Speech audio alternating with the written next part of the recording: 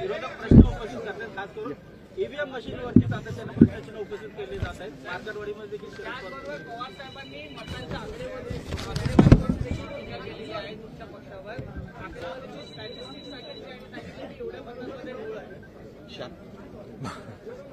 खरं म्हणजे यापूर्वीच झारखंडमध्ये पण देखील मतदान झालं, कर्नाटकमध्ये झालं, लोकसभेत झालं, आता प्रियांका गांधी देखील जिंकल्यात. म्हणजे जेव्हा आपण हरतो तेव्हा ईव्हीएम घोटाळा म्हणायचं आणि जेव्हा आपण जिंकतो तेव्हा मग ईव्हीएमची ऐवजी बॅलेट पेपरची मागणी कुणी करत नाही. हे खरं म्हणजे दुटप्पीपणा आहे. हे खरं म्हणजे विरोधी पक्षाकडे कुठलाही आता मुद्दा राहिलेला नाही आणि विरोधी पक्षाला या महाराष्ट्रातल्या जनतेने, मी म्हणालो होतो की विरोधी पक्षाला या महाराष्ट्रातली जनता चारी मुंड्या चित करेल. आमच्या लाडक्या बहिणी, लाडके भाऊ, लाडके शेतकरी, लाडके ज्येष्ठ सर्व घटकांनी या राज्यातल्या विरोधी पक्षाला त्यांची जागा दाखवली. कारण घरी बसणाऱ्यांना लोक मतदान करत नाहीत, काम करणाऱ्यांना, फील्डवर उतरून काम करणाऱ्यांना लोक मतदान करतात. हे या निवडणुकीने दाखवून दिलेलं आहे.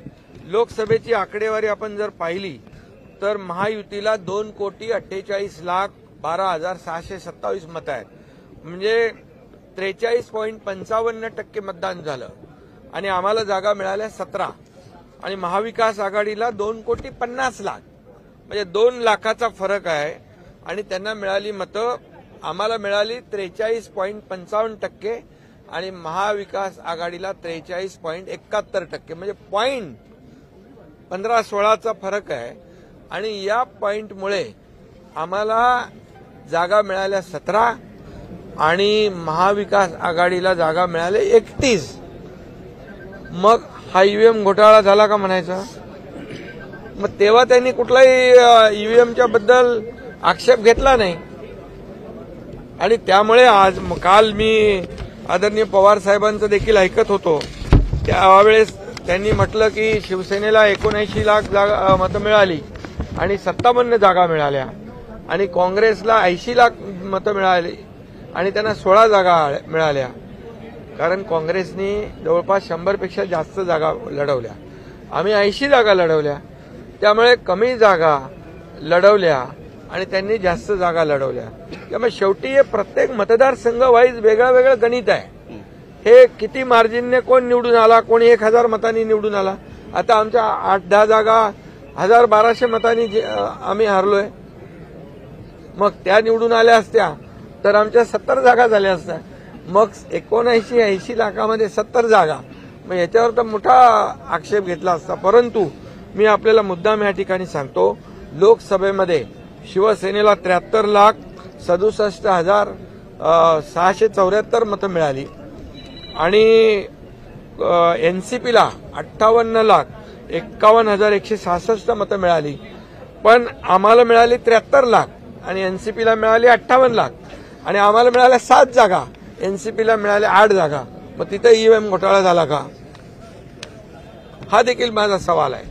त्यामुळे एवढंच मी या ठिकाणी सांगतो की ईव्हीएम वर आक्षेप घेणं, मग तुम्हाला विजय मिळतो, तुम्हाला जेव्हा जागा जास्त मिळतात त्यावेळेस ईव्हीएम चांगला असतो आणि जिथं जेव्हा पराभव होतो तेव्हा ईव्हीएम खराब असतो. असं या एक फक्त ईव्हीएमवरच नाही आहे, पण सुप्रीम कोर्टापासून निवडणूक आयोगापर्यंत प्रत्येक वेळेला विरोधी पक्षाने जेव्हा जेव्हा त्यांच्या बाजूचा निकाल लागला तेव्हा तेव्हा त्यांना चांगलं म्हटलं. ही यंत्रणा चांगली आहे, सुप्रीम कोर्ट, हायकोर्ट चांगलं आहे. आणि जेव्हा जेव्हा त्यांच्या विरोधामध्ये निकाल लागला तेव्हा सुप्रीम कोर्टावर देखील आक्षेप घेतला यांनी. सुप्रीम कोर्टावर देखील आरोप केले. खरं म्हणजे हे लोकशाहीला घातक आहे. आणि या महाराष्ट्रामध्ये आता लोकशाही मार्गाने झालेल्या निवडणुका ज्या आहेत, या सर्व जनतेने गेल्या 2.5 वर्षाचं जे आमचं काम महायुतीचं हे पाहिलं. आणि मी पुन्हा पुन्हा सांगण्याची गरज नाही की 2.5 वर्षामध्ये महाविकास आघाडीने बंद पाडलेले प्रकल्प मी, देवेंद्रजी, अजित पवार यांनी आम्ही एवढ्या वेगाने पुढे नेले. आणि दुसरीकडे कल्याणकारी योजना आम्ही सुरू केल्या. लाडक्या बहिणीपासून, लाडक्या भावापासून, लाडका शेतकरी, सगळ्या योजना सुरू केल्या. आणि या योजनांचा परिपाक जो आहे, मी नेहमी म्हणायचो या कामांची पोचपावती आम्हाला या निवडणुकीमध्ये बघायला मिळेल. आणि तसाच झालं. आणि त्यामुळे विरोधी पक्षाला माझं आव्हान आहे, हे रडगाणं आता थांबवा. आणि आम्ही जो विकास केलेला आहे त्या विकास रडगाणं बंद करा आणि विकास गाणं सुरू करा. पण उद्धव ठाकरे पण टीका करतात, आणि मग आपल्याला झोपून चालणार नाही, आता जागा राहून काम करावं लागेल. उद्धव ठाकरे आता झोपून चालणार नाही, आता जागा राहून काम करावं लागेल. ज्याप्रमाणे आंदोलन करत आहे आणि ग्रामीण लोकांचं मागणं आहे, ग्रामपंचायतचं मागणं आहे की एक बॅलेट पेपरवर ही निवडणूक होऊ द्या. ग्रामपंचायत अरे असं कोणाला वाटलं म्हणून काही कोणी करत करतं. प्रमुख संस्था आहे. अरे तुम्हाला वाटलं मग आता नाना पटोले जिंकलेत, किती मतांनी जिंकले ते? बरं, आणखी कोण जिंकलेत? रोहित पवार आहेत. ईव्हीएम घोटाळा केलाय. मग आता त्यांनी काय म्हणायचं त्याच्यामध्ये? काय ईव्हीएम घोटाळा झाला म्हणायचं? एक सांगतो मी, कुणाला काही वाटेल म्हणून कुणी काही निर्णय घेऊ शकतो का? हे नियम, लोकशाहीमध्ये नियम ठरलेले आहेत.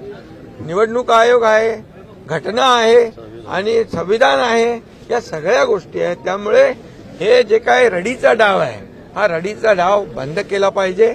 आणि या लोकांनी दिलेलं मॅन्डेट एवढ्या मोठ्या प्रमाणावर त्याचं स्वागत केलं पाहिजे.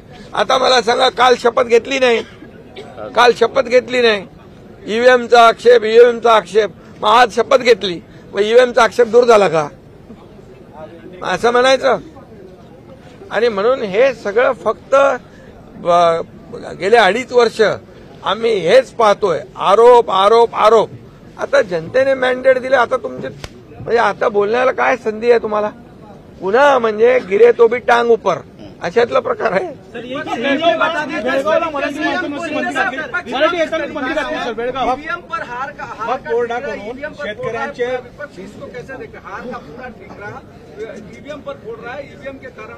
मैं इतना ही कहूंगा विपक्ष को, ये जो महाराष्ट्र की जनता ने क्लियर मैंडेट दिया है उसका स्वागत करना चाहिए. एक पॉजिटिव उनका अप्रोच होना चाहिए, क्योंकि हमारे 2.5 साल के महायुति सरकार ने इतना काम किया है, इतनी योजनाओं को लागू किया है, इतने प्रकल्प को आगे बढ़ाया है. और इसीलिए उसका परिपाक ये है. ये मैंने पहले ही कहा था, मैं, देवेंद्र जी, अजीत दादा, हम हर सभा में यही कहते थे कि हमने जो 2.5 साल में इतना ऐतिहासिक काम किया है कि इसकी स्वर्ण अक्षरों में उसका लिखा जाएगा, सुनहरे अक्षरों में. क्योंकि एक तरफ जो विकास के प्रकल्प बंद थे वो हमने शुरू कर दिए, दूसरी तरफ लोक कल्याणकारी योजनाएं हमने शुरू कर दी और उसमें हर घटक को लिया है. लाडली बहना से लेके लाडले भाई से लेके लाडले किसान से लेके लाडले ज्येष्ठ से लेके सभी लोगों को उसमें सरकार ने योगदान उनका देखकर सहयोग किया है. और इसीलिए मैं ये इतना ही कहूंगा कि उनका जो अभी झारखंड में चुनाव हुआ, प्रियंका गांधी जी का चुनाव हुआ, कई लोगों का चुनाव हुआ, ये इधर का नांदेड़ बाई इलेक्शन का चुनाव हो गया, उसमें भी कांग्रेस की जीत हुई है. तो ये सब जब उनकी जीत होती है तो ये ईवीएम अच्छी है, उनकी जीत होती है, उनके बाजू से निकाल होता है तो इलेक्शन कमीशन के निर्णय अच्छे होते हैं, उनके बाजू से अगर फैसला होता है तो सुप्रीम कोर्ट अच्छा होता है. अगर सही फैसला सुनाने के बाद तुरंत वो एजेंसी, वो यंत्रणा गलत हो जाती है, गलत उसको साबित किया जाता है. ये पिछले कई सालों से शुरू है, इसको भी बंद करना चाहिए रोना धोना.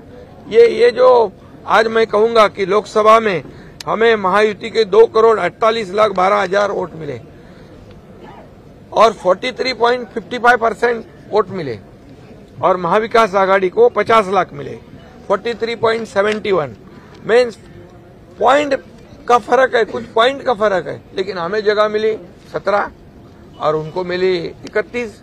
तब हम क्या कहेंगे? तभी ईवीएम का घोटाला नहीं कहा उन्होंने। अभी हमारे को 73,77,000 मिले लोकसभा में शिवसेना को और एनसीपी को 58 लाख मिले सिर्फ, लेकिन उनके 8 सीट आ गए, हमारी 7 सीटें आई। तभी क्या ईवीएम का घोटाला हो? तभी बोले नहीं कुछ। इसका मतलब क्या है? यहां पर अभी भी मैं कहूंगा कि महायुति को 49.30% वोट मिला है अभी विधानसभा में, और इनको महाविकास आघाड़ी को, मतलब महायुति को 3 करोड़ 18 लाख, महाविकास आघाड़ी को 2 करोड़ 35 लाख। तो वोट कितने, 1 करोड़ का फर्क है। और ये ऐसा कोई भी नहीं कह सकता है, क्योंकि हर चुनाव क्षेत्र में हर कैंडिडेट को मार्जिन जो है कम ज्यादा मिलता है, तो इसको सभी एक ही तराजू में तौल नहीं सकते हम।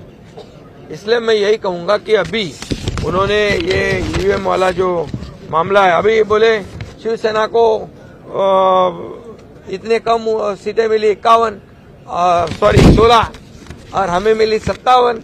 तो शिवसेना ने, कांग्रेस ने तो 100 के ऊपर लड़ी थी, हम तो 80 लड़े थे। तो ये भी बात है। तो इसका विश्लेषण करते समय लोगों ने सही विश्लेषण करना चाहिए, क्योंकि ये सिर्फ अभी नासिक में मालेगांव में 1,98,869 चुनाव वोट मिले लोकसभा में और अभी विधानसभा में 7,527। उधर बीजेपी का कैंडिडेट नहीं। फिर ये क्या, किसने हैक कर दी मशीन? ये सब चुनाव हारने के बाद ये ऐसे बात करना उचित नहीं है। इससे लोगों के दिशाभूल करने का काम जो है वो कर रहे हैं। अभी वो कोई किधर, किसी को लगता है बैलेट में चुनाव ले लो, किसी को लगता है ईवीएम में ले लो। ऐसा नहीं होता है ना, ये संविधान की बात है। ये सभी जो काम निर्णय है वो नियम के अनुसार होते हैं। और इसलिए मैं इतना ही कहूंगा कि ये चुनाव हमने, महायुति सरकार ने जीता है, ये काम के बलबूते पे जीता है। और लोगों ने जो मैंडेट दिया है, ये मैंडेट को वो विपक्ष ने स्वागत करना चाहिए और साथ देना चाहिए इस राज्य के विकास के लिए। अभी उन्होंने कल शपथ नहीं ली थी, बोले ईवीएम का घोटाला है, तो अभी आज शपथ ले ली, तो क्या ईवीएम का घोटाला के आक्षेप खत्म हो गया?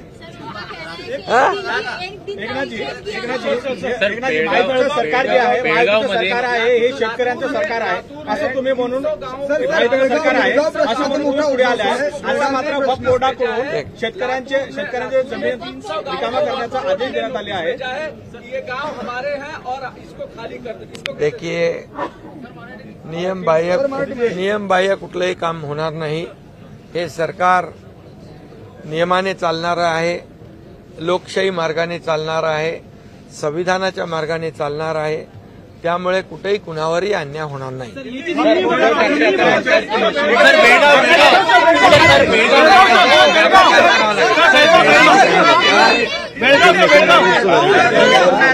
काम करावं लागेल.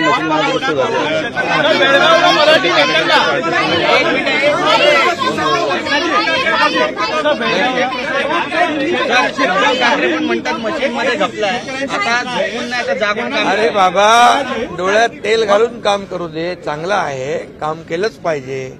आता काम केलं असतं तर हा निकाल लागला असता का?